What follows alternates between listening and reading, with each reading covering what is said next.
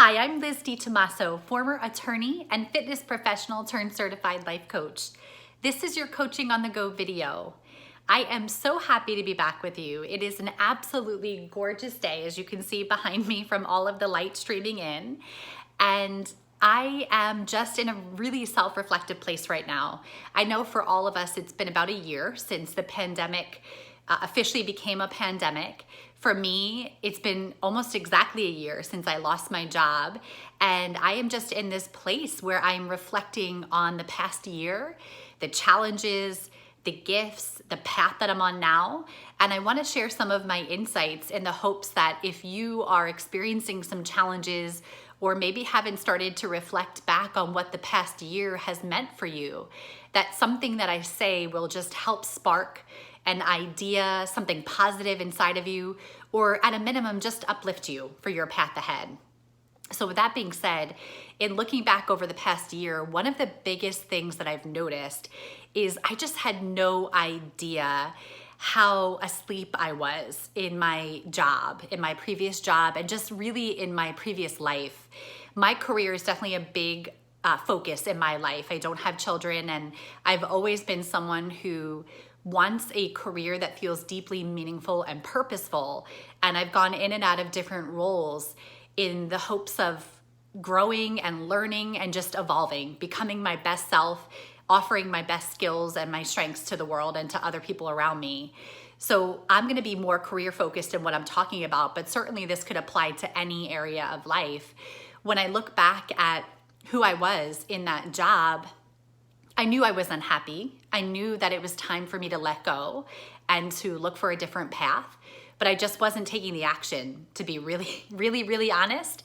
I wasn't doing what I needed to do. So of course, for me in my life, whenever I find myself in that spot, life tends to create circumstances for me that shift me off that path and force me to take a really hard look at where I was and where I actually want to go. So in a way, losing my job, although I was not prepared for it financially, was a gift because it forced me to get conscious, to wake up and to make some actual decisions for myself. So first of all, I've talked about in previous videos that financially, it actually really helped me to lose my job and be put in a situation where I had to be on a budget, where I had to be really conscious about what I was spending my money on. That has just created so much more health for me, mentally and emotionally. So it's one of the biggest gifts I've gotten. Another big gift that actually only really occurred to me recently was I didn't realize how much my ego was running my life back then. So when I say ego, we all have a part of us, our personality, that's kind of the surface level of who we are. It's the part that we most often show other people. The ego, you'll notice it because it tells a lot of stories in your mind about who you are, about the circumstances of your life, certainly about other people as well. That's the ego part of you. And personally, I believe we also have a deeper part of us. You can call it your soul, your inner being, your higher self. There's all different names for it, but essentially the deeper part of us, the wiser part of us, that part of me wasn't really doing anything in my life. It certainly wasn't at the steering wheel, my ego was.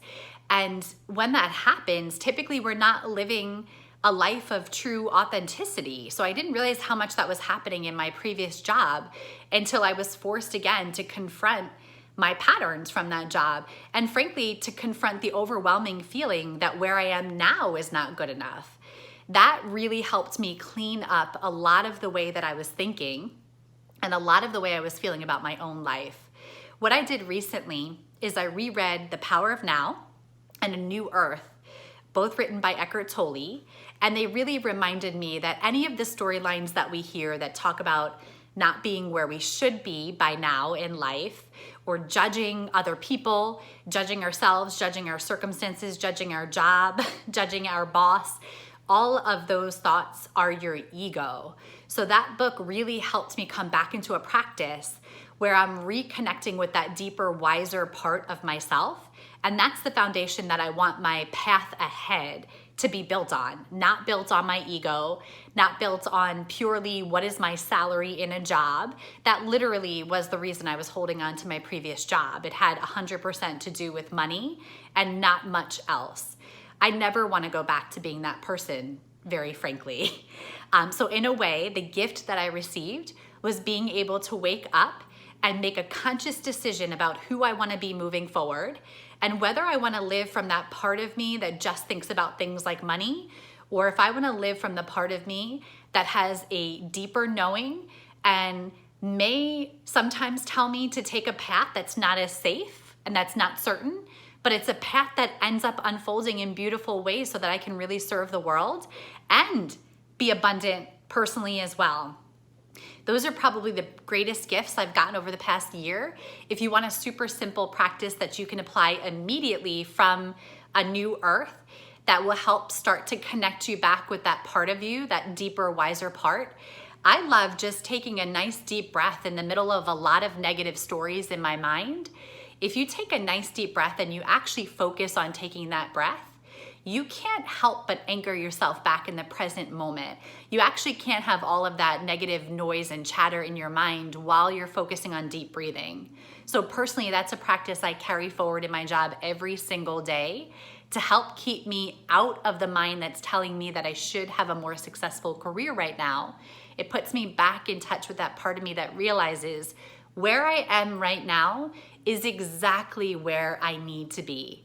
And in fact, I've made some really big, awesome decisions about my path forward from this place.